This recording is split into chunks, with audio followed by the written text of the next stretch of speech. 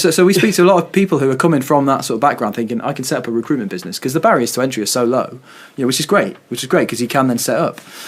But you've got to know what you're doing. You've got to plan ahead. You've got to know where you're going to be in 6 months, 12 months, 18 months. Otherwise, it's not going to work. So yeah, we do. To answer your question, we do turn people away because we've got there's compliance checks as well. We do care. Yeah, exactly.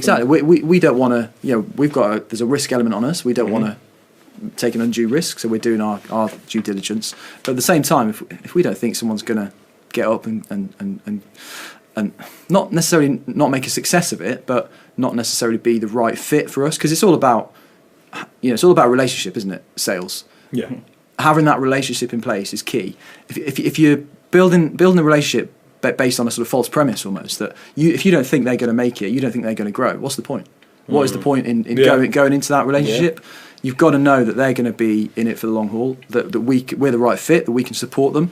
So a lot of it is down to that, and just having that, it's almost a gut feeling, isn't it? We've seen that a few times, and I kind of liken that to, do you know when we interview internal recruiters who want to come back into agency? Right. I liken it to that really, in that a lot of the times people use that as a start, because the barrier to entry, and you've said it 100 times before, to get into recruitment, the barrier to entry is very, very low. Yeah. Mm-hmm. So if an internal recruiter at some point is like, do you know what, I've been made redundant, I'm having a bit of a shitty time at the minute trying to find another in-house role. Well, there's a lot of internal recruiters that are out of work at the minute. Yeah. They're really good people, and they're having to turn to doing things like agency, working for themselves, or setting up their own agencies, or going to work for an agency, just to kind of bridge the gap almost. Yeah, and the problem is though, is it comes across as that as well, doesn't it? Yeah. As a bridge the gap. Yeah. Because if you're a healthcare professional or a lorry driver or an accountant or whatever, and you think, do you know what? Yeah.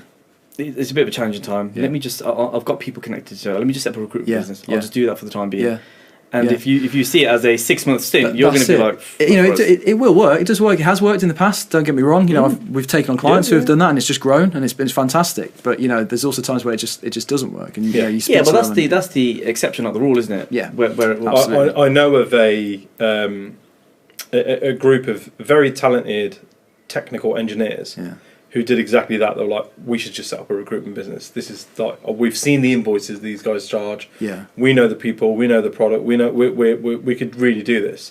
And so they set up, the two of them, put their own money in, brought on a experienced recruiter, basically had less than 12 months experience, and then brought in somebody who knew the recruitment world. Yeah. Day one, and this is a first-hand experience that was kind of laid out to me. Day one, they sat in their offices and they're like, right then guys, how do we get clients? What do we do first? Yeah. What now? And they all kind of looked at each other like, what? You haven't got any clients? Yeah. No.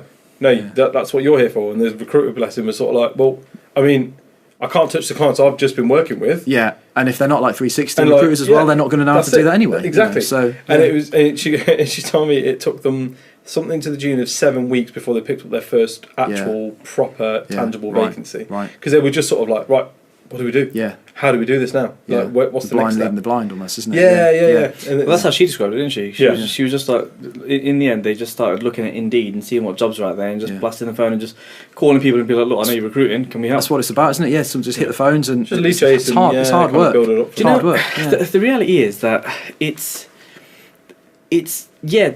definitely the element of kind of just picking up the phone and going for it, but there's also the kind of the added value in that bit there is you really pick up how you get it wrong. Yeah, well, you learn by doing, don't you? And that's how I learn, to be honest. That's how I need to do things. You just get on with it. And you make mistakes and you learn from them, don't you? Have you ever looked back at emails that you sent like years ago, and then you look at that, you're like, that's cringy. I try not to be honest. I try not to. I've done it a few times. When I'm trying to find a contact or I'm trying to find something, I'm like, I'm sure I know that person. I'll type it in and I'm like, oh, gross. Look at you. No wonder they didn't come back to me. I wouldn't come back to me. Yeah, but like that's how you learn, isn't it? You do things, you get things wrong, you try different things. You always got to be evolving as a business, I guess, but also in sales, you've got to keep changing the way you're doing things.